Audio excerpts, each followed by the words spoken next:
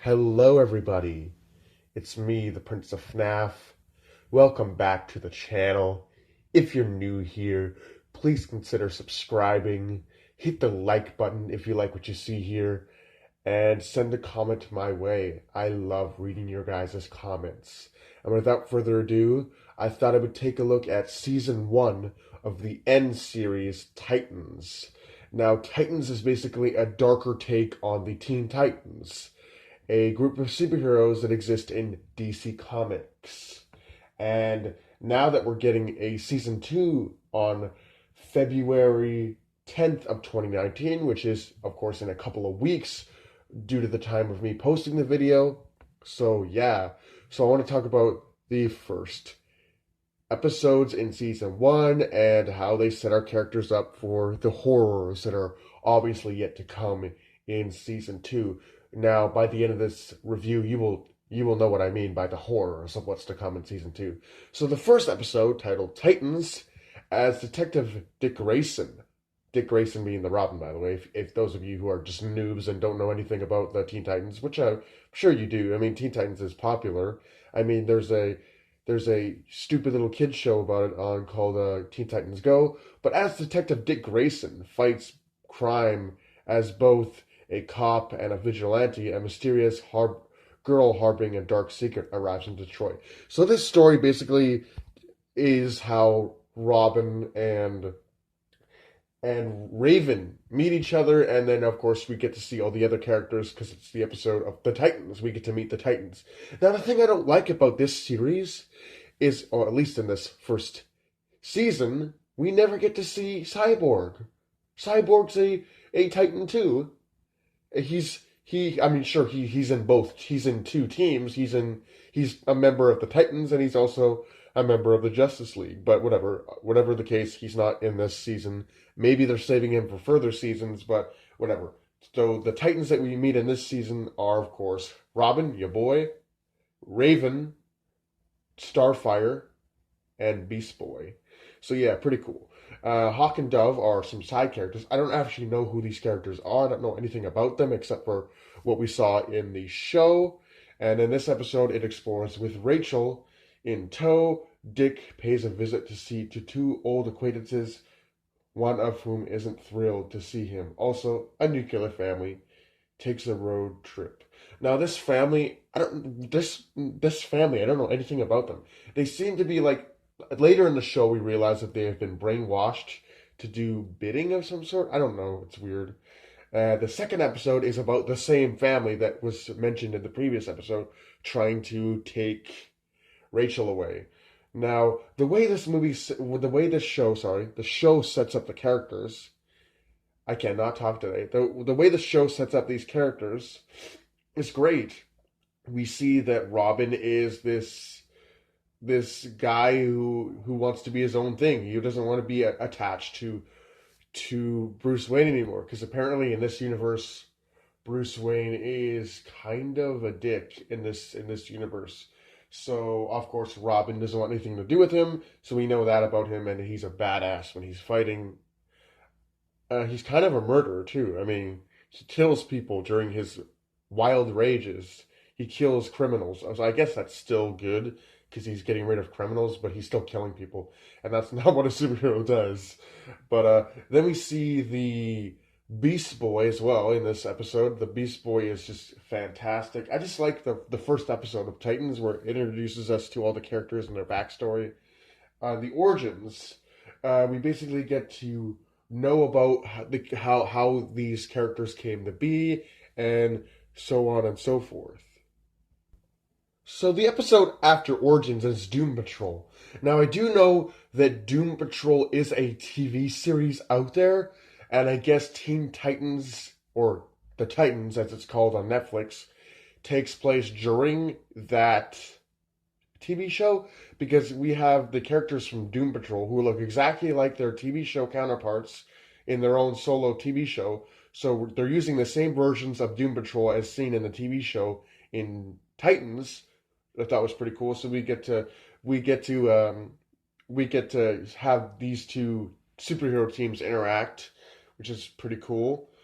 And yeah, I really like it. And in that same episode, we get to see where Beast Boy is hanging, where his crib is. And I thought that was pretty good how they set that up. But I do think that a lot of these episodes could have had better writing. Some of them aren't even accurate to the characters themselves. Like the Doom Patrol episode, I don't see why it was put in there. Uh, I mean, they could have just introduced Beast Boy, or Garfield, as he's called, his real name. They could have just introduced Garfield, aka Beast Boy, without doing the whole Doom Patrol episode. Because I don't like it when shows do this. They say, "Oh, well, let's introduce all these other characters that we don't need to just to introduce this one character." I mean, sure, yeah, okay, that's fun, but it has really nothing to do with the story of the Teen Titans. Same with the Hawk and Dove episode. I don't really know why that episode existed, rather than to just have there be an excuse for Dick Grayson to drop Raven off there and just have her chill there. Other than that, there was no reason for them to be in an episode. Um, then we got Together. That episode was pretty awesome. I enjoyed it because then we got to see all the characters' powers and see all the other characters react to each other's powers, and it was pretty funny. And hunkered down in a motel, which is a crappy motel that they lived in. Uh, company company take time to learn each other's powers, which is unfortunate because they're about to have company. So yeah, we get to learn their powers, and when the time comes, they're like, "Okay, what do you do?" And he's like, I don't do anything. I can save your life, is what I can do." It's like, oh, okay. And Jason and Todd, or Jason Todd rather. So this episode shows us a new Robin that, since Bruce Wayne has obviously replaced the old Robin, and this new Robin is, I don't know, he thinks he's badass, but he just ends up coming off edgy, and and Dick Grayson's like, "Dude, he doesn't need you. Look how fast he replaced me." Blah blah blah blah blah, and like obviously just pointing to more of his one of his traits, which is that he doesn't like Batman. And yeah, that's pretty cool. And a lot of this, I like how they did this episode. I really like how they did this episode because it's happened in comic books for years. In DC, in Marvel, in Dark Horse, we have characters that die, superheroes that die, and then we have other superheroes who take up the mantle. We have other characters who take up the mantle of that same superhero. So I really like how they did this because, up with the old, in with the new is one of the sayings that happens out in community somewhere, I'm sure. But what I'm saying is that this episode is done really well because it really shows that how long Dick Grayson has been away, has abandoned Batman, just said, "No, I don't want anything to do with him." And it's been so long that now Bruce Wayne has a new adopted son who is now taking up the role of the Robin. So awesome.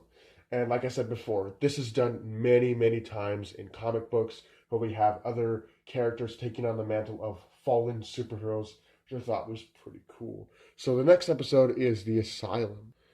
So in this episode, after they figure out, okay, we have to work together as a team, we're more powerful that way, they get tracked down by these mysterious people who are basically taking orders from Trigon. But of course, nobody knows that yet. They're taking orders from Trigon, who is basically Raven's dad. And so they go to the asylum, and Raven tries to save her mother, and of course she gets trapped there as well. And they get trapped there, and so they all have to try to escape from this facility, and of course they burn it to the ground because that's just how badass they are. And yeah, like there's nothing much really to talk about. They spend most of the time in this episode in the asylum. That's why it's called the asylum, where these evil people who are basically disciples of Trigon, Raven's dad, and so they basically end up most of the episode being tortured, which is terrible, like terrible. And yeah, next episode. So Donna Troy. This episode was actually pretty interesting. This episode shows that we actually get to see in this episode that Starfire is trying to kill Rachel, aka Raven. Now, we know that the reason why this later comes into play, damn, I can't talk today. It later comes into play that that Starfire is trying to kill Raven because she is like destined to destroy the planet, and of course. Starfire comes in to try to save her, but of course she can't remember anything because of some sort of amnesia that was never explained in the first episode. But yeah, and we find out that because one of Dick Grayson's colleagues, does some research into it, and it's like, yeah, dude, your friend is trying to kill your other friend. So, Hank and Dawn basically tells us the backstory of Dawn and Hank, who are the Dove and Hawk characters that I previously talked about earlier, and we get to know more about them and everything like that. It's pretty cool. Like I said, it's about the Teen Titans. I don't know what this episode has to do with it, but I guess that these characters are going to be kind of a part of the show. Not a big part of the show because there's only like 2 episodes in the show that really discuss these two characters. But I'm assuming in future seasons they're going to become more a part of the main cast of characters. And next episode, Corey Landar. So, and this episode, Corey, aka Starfire, makes a shocking discovery about her past and a grim prediction of the future. A violent confrontation leaves Rachel badly shaken. So this once Starfire's memories come flooding back, she then proceeds to attack Rachel. And then after she comes out of it, she's like, well, I would never hurt Rachel, blah, blah, blah. And it's like, and everyone's all like mad at her and things. So, like, yeah. And then we find out that the reason why Corey, aka Starfire, was sent to Earth was to stop Rachel from summoning Trigon, basically her father. And of course, it goes wrong. She ends up injuring Garfield, the Beast Boy, and so she has no choice but to invite her father to heal him, and of course, it goes wrong. Now, Dick Grayson, this episode was just awesome.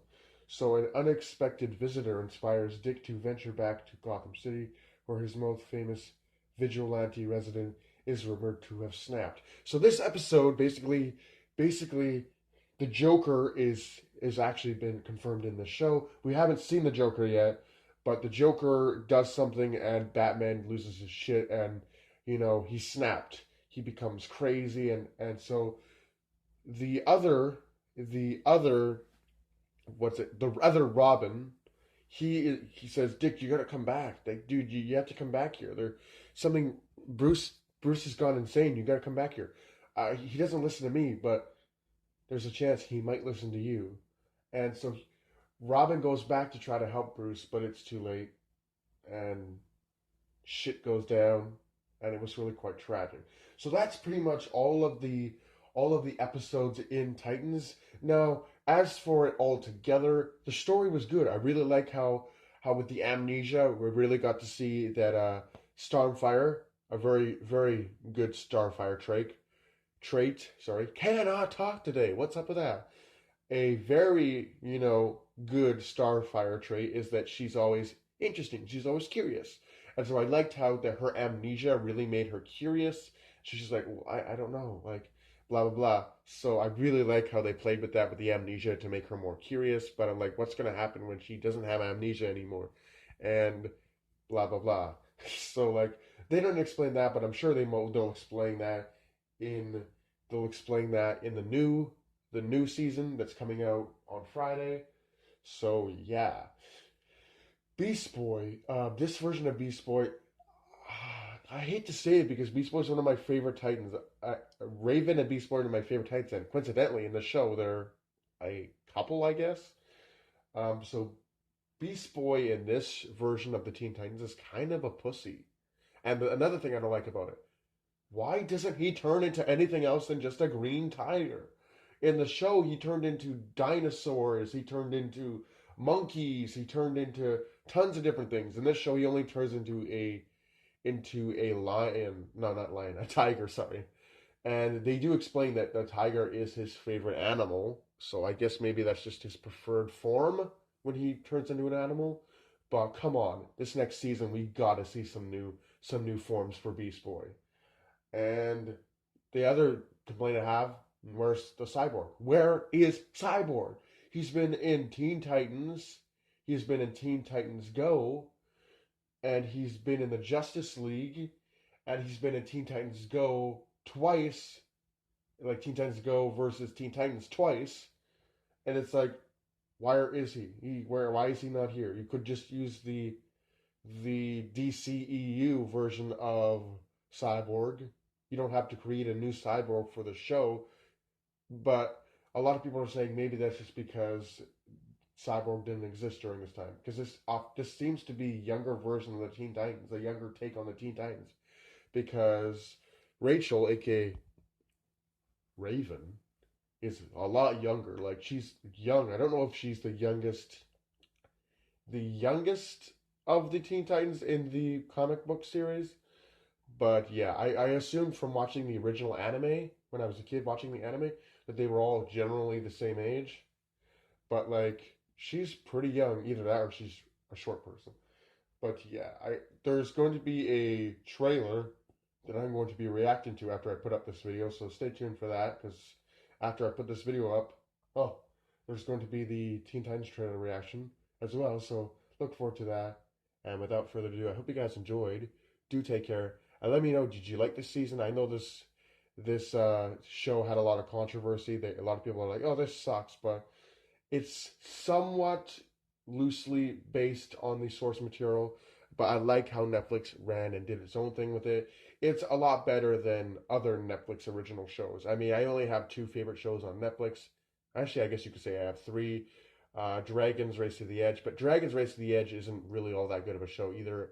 I just like it because it's about dragons, and but they don't even have the same cast, and the show isn't that well written. But for the two shows that I like the most, you got Stranger Things and Titans. Dragon's Race to the Edge could be better. It just wasn't. But I hope you guys enjoyed my review of the first season of DC's Titans, a Netflix series. Hope you guys enjoyed. Do take care, and I'll see you guys in the next video.